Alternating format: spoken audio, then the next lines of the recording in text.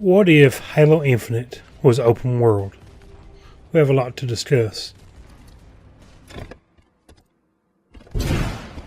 What's up, trolls? Scarecrow here with Abstract Gaming, bringing you another Halo Infinite related discussion.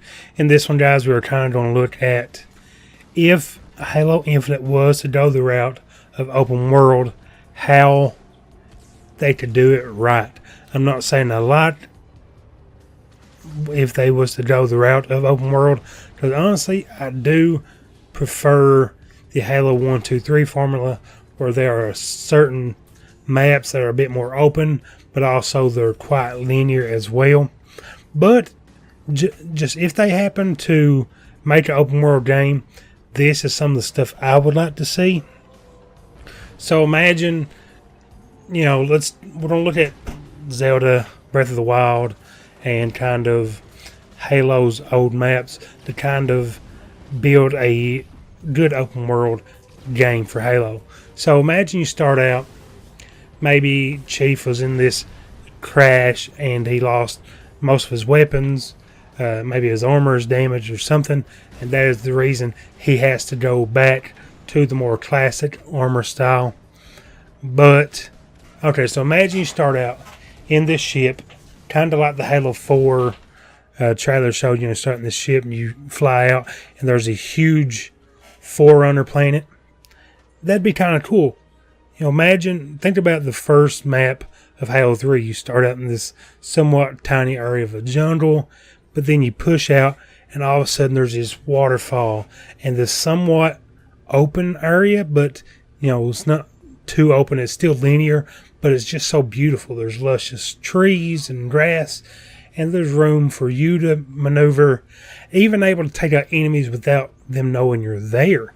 And that's kind of cool, to where most of the time in Halo 5, it's like, how do these guys know I was coming from this canyon here right at this certain point, and I'm fighting. Even if I move over here, I'm constantly fighting, and they already know I'm there. But imagine you come out of this drop pod or some kind of tight corridor, and all of a sudden you're on this huge Halo ring, and there's trees, and you see maybe some canyons and stuff, mountainsides, everything, just like from the beginning of Breath of the Wild, where you come out of the cave, and there's this huge, luscious kingdom with trees and old ruins and towers and stuff, and you can see for miles, and you can eventually go there. And the reason Halo Infinite would be such great open world would be Zelda. You have a horse, so it does somewhat take you a little while, but it is fun. Imagine you made that same trip with a mongoose, a warthog, a ghost, a banshee, a hornet. Man, even there's just so much to the sandbox that could make it work. Of course, for this to also work, though, we would have to have sprint. Now, technically, we wouldn't have to have ground pound or Spartan charge or anything like that. There's a good chance it would be in the game. Of course, you'd have certain mountains and stuff. You'd have to have some way to scale those. So, you would have clamber, maybe jetpack. I mean, this is solo, completely a campaign-related video. All because it's in the campaign does not mean it has to be a multiplayer. So even though there's jetpack in campaign, honestly, the more stuff you have in campaign, this is always the case, but there's a good chance that more options in campaign isn't a bad thing. Maybe I use a jetpack to climb a wall. Maybe I use clamber. And that'd be kind of cool. Even though in Reach and those other games that have jetpacks, I would solely diss those because it's just not Halo. But in campaign, it wouldn't be too bad. So then, let's think about, okay, so what would you fill this open world with? So if you played Far Cry 5 or Zelda, there are these fortresses or there's these camps and stuff. Okay, so imagine you have those. You go there, you liberate them. Maybe you have now a fast travel location, or you've opened up the map or something. And maybe there's even treasure in it, like in Breath of the Wild. Maybe you go there and inside of a chest you can get, cool. There's a piece of elite armor, or there's a piece of Spartan armor that they've maybe taken off someone they've killed. Maybe there's a sniper rifle or something. Maybe weapons are a bit harder to find in cases of like power weapons. Maybe there's overshield inside. I didn't even think about that. Maybe there's camo. That'd be kind of cool. So what else could you put in this world? Okay, so this is what I was picturing. So maybe you're driving down toward Salvo 17 or something Halo titled, and then all of a sudden, while you're traveling down this road, you hear and a huge crash comes out of the sky and crashes. And like, oh man, what is that? And it turns out, if you go down that road at a certain time of day or something, or like when it's raining, because they did say there are going to be weather effects. Maybe it's snowing, maybe it's raining, maybe the sun is beating down real hard. And then this ship crashes, and you go there and you scavenge it. You're finding all kinds of human ammo, because that would be something they would have to find a way to do, is for you to always find ammo, because I wouldn't imagine Covenants and stuff using human ammo. So you kind of have to switch a lot. But you go to these crash ships, you're finding human ammo, you're finding all kinds of cool stuff.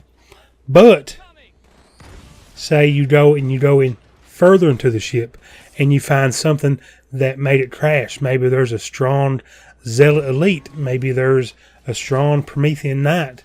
And you take on this Knight, and behind him is a piece of recon armor. Not like the whole set, but like, oh, maybe it's a recon helmet. Like, in ODST, you're traveling down the place and you find the beacon, and one of them, it's like a laser, the other one's like a sniper rifle, and then one of them is like a Spartan helmet. What if they do that? You go and you find the Spartan helmet, this recon helmet, and now, not only have you unlocked it in campaign, which honestly I couldn't see Master Chief wearing it, so you would unlock it for multiplayer. So it'd be kind of a tie-in. You unlocked it in campaign, and then you're using it in multiplayer. That'd be kind of cool to me. Like I was saying, in Dragon Ball Z Budokai 3, you fly around for so long, you can actually find Super Saiyan 4. So what if you do that? Maybe you're driving on the road, and all of a sudden you have this radar in your Warthog, and that's like, maybe each vehicle has like a certain thing. Maybe the Warthog would have a radar for like special stuff, and you're driving down there, and you hear beep, beep, beep, beep, beep, and as you're going, it gets louder and quicker, and you're like, okay, I gotta follow this. What is at the end of it? And you go, and you find, oh, it was a piece of Emile's armor from Halo Reach. Oh, that's pretty cool. It's not his exact armor, but it's a similar helmet. And now you've unlocked that in multiplayer. That'd be kind of cool. Or, I've heard people talk about, maybe you go there and you find like a variation. Maybe you find a rocket launcher that shoots 4 rockets, just like in Halo 5 Warzone. Okay, that's an option. Maybe we do that. Maybe we unlock a new assassination. Or, also a way to fill out this world would be, in Grand Theft Auto 5, you'll be driving, and all of a sudden a blue or red icon will pop up. And also in Far Cry, you'll do a certain mission, and now, this is how I'm going to tie it in together. You do a certain mission, like in Far Cry 5, and you unlock a companion. And now, say, okay, I'm going to take on this outpost, take on this fortress. You, Mr. ODST, go and get us a vehicle. Maybe find us some ammo. Maybe radio it in case we need like a Warthog or something to come in later. Something cool like that. Just a little buddy. Maybe even somebody just to help you shoot. You don't have to send them off. Maybe you actually helps you patch stuff. Maybe you only have, like 2 or 3 slots to patch something. He helps you pack them. Kind of like Resident Evil. That'd be kind of cool. I'm not saying that I want Halo to be open world, but inevitably, if it comes to that, this is how I could see it working. We would definitely need a set story. I do not like the idea of, oh, I didn't talk to John over at Sierra 117, so now I can't get the true ending. No, have it one set ending with side missions. Because side missions are pretty cool. I do like to enjoy myself. And it also adds a way to kind of add a replayability. And that's such a huge thing nowadays. Now, I'm not saying the old Halos didn't have replayability. I replayed Halo 3 multiple times. Like, seriously, probably over 100 times. And the reason for, oh, I missed a terminal. I have to go back and get that. Oh, I missed a skull. I have to go back and get that. Oh, there's a secret grunt at the end of the game that I don't talk to. And he's silly and he talks weird stuff. I have to go and see this. What, there's a monkey family in Sierra 117? I have to go see this. Just cool Easter eggs and stuff. But do not make it too barren. Honestly, it can become tedious like Skyrim does. Oblivion, absolutely fantastic. You can play it for a long time. Skyrim, something about it just gets boring and old. And it's because the environment is so big, but it's filled with absolutely nothing. So 343, if you're watching this, and you happen to go toward the route of open world, maybe use some of these suggestions. Guys, comment down below, what would you like to see if this is the inevitable future, what you would like to see in open world. And I think this would be the perfect time to end the video. Guys, if you enjoyed it, please like and subscribe. Turn on the bell so you're one of the first ones to know exactly when we upload. And I've had some people say that they've not been getting notifications from me, and I have been uploading. I try to 3 a week. This one's kind of offset by a day. That's because the beginning of the week was kind of hectic, and kind of the end of the week was too, but I'm trying to get it back on track. So expect to see more.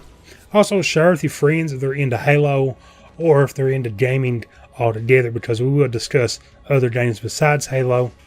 But guys, like always, God bless, and don't forget to wipe